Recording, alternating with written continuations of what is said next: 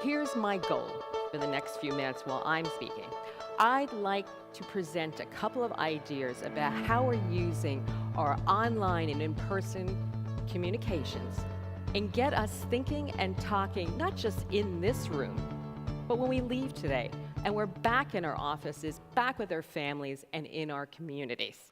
And I have 5 simple rules that I'm going to share, or let's call them lessons. That's a better way to call it. And I called it my Learned It in Queens playbook.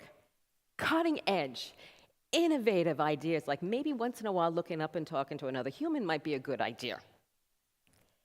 You will get a word in edgewise. I made a promise to Jennifer I'd let you talk after I was done having everything I need to say out.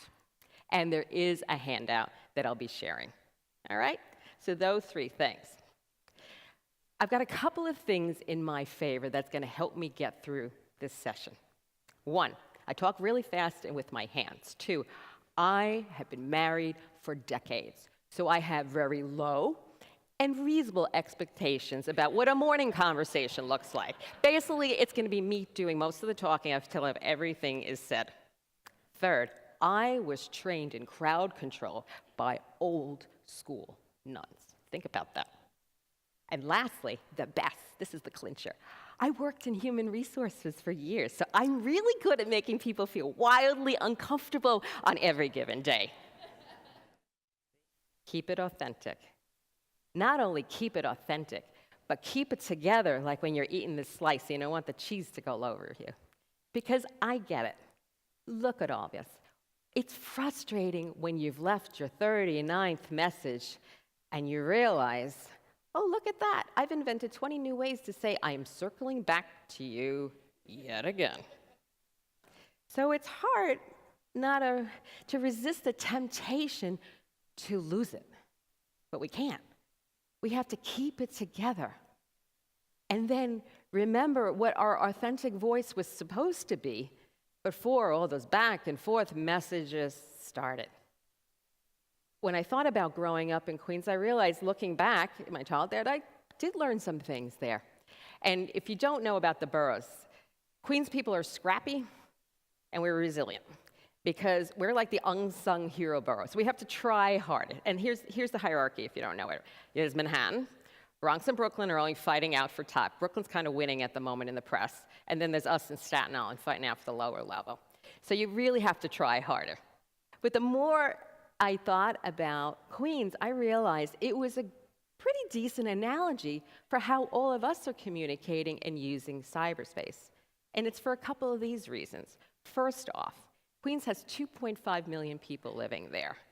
48% of the population is foreign-born.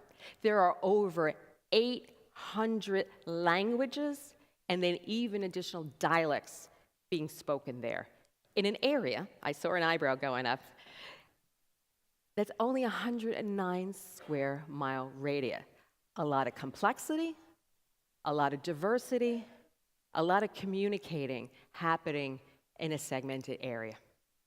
The other reason I thought about Queens and our communications that we're experiencing, Queens people get lost a lot because none of us understand how to get our own borough.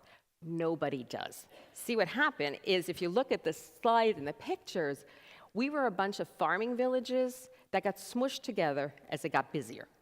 So you have streets that start and stop and don't make any sense. You could start off at 32nd Road, 32nd Avenue, 32nd Street, I'm not lying, Court and Lane. And then they end and they start someplace else. And the same thing, 32nd Avenue, 32nd Road, 32nd Lane. And then occasionally they meet up somewhere in Crossroads from hell. I grew up in a pre-app world. We'd all look like a bunch of wilderness trackers, walking around, looking at the sun and the wind in the sky, just trying to figure out how to get from one place to another.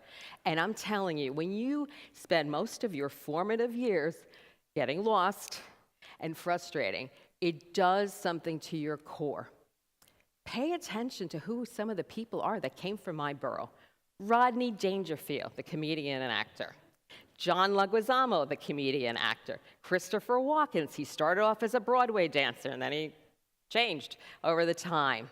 Cyndi Lauper, the musician, and Donald Trump. Our borough creates unique and unusual individuals. But like Queens people, we too have to figure out, Queens people are busy figuring out how they're going to get one place to another, but like them, we too are trying to figure out what's going to work for our communications so we can move forward.